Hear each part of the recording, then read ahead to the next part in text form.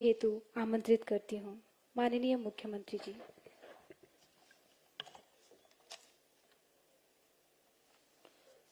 भारत माता की, भारत माता की।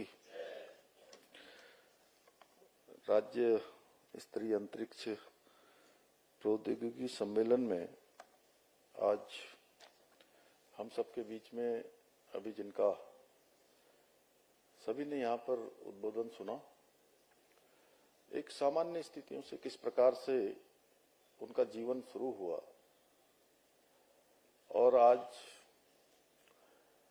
पूरे देश की इस वैज्ञानिक व्यवस्था को अंतरिक्ष तक अभी जो उड़ान हुई है और पिछले 4 दशक से लगातार, आज प्रातःकाल उन्होंने मुझे बताया कि 42 सालों से अनवरत रूप से जो देश को अपनी सेवाएं दे रहे हैं, इसरो के चेयरमैन हमारे अतिथि डॉक्टर बी नारायण जी का मैं आज देवभूमि उत्तराखंड आने पर सभी की तरफ से उनका बहुत स्वागत करता हूं, अभिनंदन करता हूं।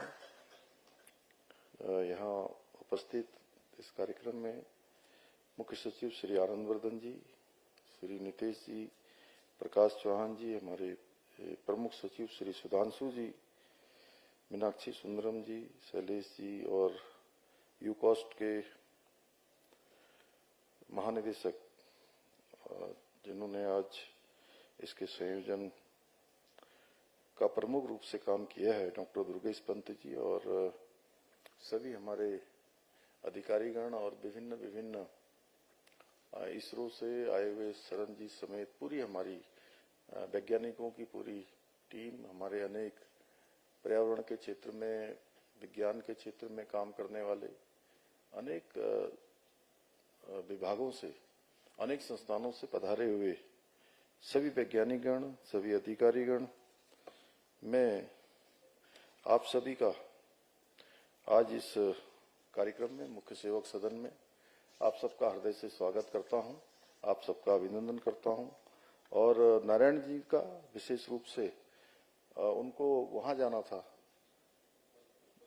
कोयम्बटूर, और हमारे आग्रह पर वो वहां यहाँ पधारे हैं, तो मैं उनका विशेष रूप से स्वागत करता हूं। और उनके नेतृत्व में आज डॉक्टर नारायण जी के इसरो आज एक स्वर्णिम इतिहास की विरासत को गौरवपूर्ण वर्तमान तथा विकसित भारत के भविष्य की ओर ले जा रहा है। और जैसा उन्होंने कहा, सच में आज मेरे अंदर भी और ज्यादा उत्साह आ गया। आपने कहा कि भारत विकसित भारत बनेगा ही बनेगा। हमारे प्रधानमंत्री मोदी जी का जो संकल्प है वो संकल्प पूरा होगा। उसके लिए जरूरी है कि हम सब लोग अपने अपने टारगेट अपने सामने रखें। जैसे इसरो के अध्यक्ष होने के कारण से उन्होंने बहुत सारी बातें हमारे सामने रखी कि इसरो के क्या टारगेट है, और हर क्षेत्र में जब भारत बुलंदियों को छुएगा, तरक्की करेगा, एक नया इतिहास रचेगा और हम अपने टारगेट को अचीव करेंगे, तो निश्चित रूप से भारत को विकसित भारत होने से कोई नहीं रोक पाएगा। और भारत को विकसित भारत बनना ही है। जिस प्रकार से आज भारत की प्रगति हो रही है, मुझे आज अत्यंत प्रसन्नता है कि इस महत्वपूर्ण सम्मेलन में आप सभी प्रख्यात हमारे वैज्ञानिकों के बीच में आने का अवसर प्राप्त हुआ है। और अभी अभी हम सब लोगों ने देखा कि युवा एस्ट्रोनॉट शुभांशु शुक्ला ने अंतर्राष्ट्रीय स्टेशन में भारत का तिरंगा फहराकर संपूर्ण देशवासियों को गौरवान्वित करने का काम किया है। और उसमें भी सुरक्षित जो उनकी उड़ान हुई है और सुरक्षित वहां लैंडिंग हुई है, उसमें बहुत बड़ा योगदान हमारे नारायण जी का भी है। आज प्रातःकाल उन्होंने मुझे कुछ बातें बताई, हालांकि मैं वो बातें यहाँ पर नहीं बोल सकता हूँ, लेकिन फिर भी सांकेतिक रूप से कि आपका बहुत बड़ा योगदान है। और अनेक जो शिल्पी होते हैं वो दिखाई नहीं देते, पीछे से काम करते रहते हैं। इस ऐतिहासिक उपलब्धि के लिए मैं इसरो के भी सभी वैज्ञानिकों को बहुत बधाई देता हूं। और आज एक दिवसीय सम्मेलन में हमारे प्रधानमंत्री श्री नरेंद्र मोदी जी के विकसित भारत के संकल्प को साकार करने की दिशा में जहां एक ओर अंतरिक्ष विज्ञान एवं प्रौद्योगिकी की सहायता से हिमालय राज्यों के समग्र विकास के बारे में व्यापक विचार विमर्श किया जाएगा। और मैंने आज प्रातःकाल आपसे अनुरोध भी किया है कि हमको प्रत्येक वर्ष, चूंकि जो हिमालयन राज्य हमारे जैसे उनको भी, आप नॉर्थ ईस्ट की बात कर रहे थे, उसमें भी चूंकि आप बड़ा काम कर रहे हैं, तो मैंने आपसे अनुरोध किया था कि लैंडस्लाइड है, हमारे यहाँ पर एवलॉन्च है और अति वर्षा के कारण से आने वाली जो आपदाएं हैं, उन सब के बारे में हमने कहा है आपसे, और आपने पूरा भरोसा दिया है हमको कि हम इस पर जरूर सहयोग करेंगे। आपदा प्रबंधन के क्षेत्र में पर्यावरण, जल संरक्षण जैसे अनेक विषयों पर आज यहाँ पर भी मंथन किया जाएगा। मुझे पूरा विश्वास है कि इस सम्मेलन से जो सुझाव आएंगे वो निश्चित रूप से उज्जवल भविष्य के लिए नीति निर्धारक साबित होंगे। उसके साथ साथ पर्वतीय राज्यों के, जो हिमालयन राज्य हैं, उनके सतत विकास में भी महत्वपूर्ण सिद्ध होंगे। और जैसा आप सबने देखा ही, चंपावत का आर्क मॉडल इसरो और यूकॉस्ट द्वारा जो एक डैशबोर्ड यहाँ पर विकसित किया गया है, उसके शुभारंभ के साथ साथ स्पेस टेक्नोलॉजी और इंफ्रास्ट्रक्चर के भविष्य को लेकर इसरो द्वारा प्रकाशित पुस्तक का विमोचन भी किया गया है। इसके लिए भी मैं इसरो और यूकॉस्ट, उनकी पूरी टीम को बहुत बधाई देता हूं। भाइयों बहनों, मेरा मानना है कि आज प्रौद्योगिकी की सदी में अंतरिक्ष विज्ञान केवल अनुसंधान तक सीमित नहीं रह गया है, बल्कि ये हमारे जीवन के प्रत्येक क्षेत्र में अब बहुत महत्वपूर्ण भूमिका निभा रहा है। अब देखिए, गूगल हम लोग सर्च करते हैं तो सब कुछ उसमें मिल जाता है। रास्ते खोजते हैं, नई नई बिल्डिंगों का निर्माण होता है, और कुछ ही समय में, आज आप बता रहे थे प्रकाश जी, कि कुछ ही दिनों में जो है वो हमारी उस पर आ जाती है। और घर में जो हम घर बैठे बैठे कुछ ऑर्डर करते हैं, क्या बोलते हैं उसको सुधांशु जी? स्विगी, जोमेटो और कई, मैं तो खैर बैंकेट, हाँ मैं तो खैर नहीं करता हूं, लेकिन मेरे बच्चे जरूर करते हैं। तो इसलिए मैं देखता हूं कितनी तेज जो है ये सुविधाएं हो गई हैं। आज संचार हो, मौसम का पूर्वानुमान हो, कृषि हो, प्रबंधन, रक्षा, नेविगेशन और भी कई सारे, शिक्षा और स्वास्थ्य के क्षेत्रों में भी अंतरिक्ष आधारित जो तकनीकी है वो व्यापक रूप से आगे बढ़ रही है, व्यापक रूप से उसमें सुधार किया जा रहा है। किसानों को सैटेलाइट आधारित मौसम के पूर्वानुमान के माध्यम से उनकी जो फसलें हैं, उन फसलों को उत्पादन को बढ़ाने का में भी सफलता प्राप्त हुई है। वहीं जो आने वाली हमारी प्राकृतिक आपदाएं हैं, जैसे अभी कल हम लोग आनंद वर्धन जी और हम सब लोग वहां पर सभी जिलाधिकारियों के साथ, सभी प्रमुख अधिकारियों के साथ, आपदा प्रबंधन के लोगों के साथ बात कर रहे थे, तो मौसम विज्ञानी लगातार बता रहे थे कि अब मौसम कैसा हो रहा है। सैटेलाइट के माध्यम से सारा दिखाई दे रहा था, कहाँ पर रेड है, कहाँ ब्लू है, कहाँ पर व्हाइट है या पीला है। उस तरह से जो है ये सब अब विज्ञान का ही कमाल है। और आज घर बैठे रिमोट सेंसिंग एप्लीकेशन के माध्यम से भी विभिन्न विषयों में आधुनिक शिक्षा प्राप्त हमारे शिक्षार्थी कर रहे हैं।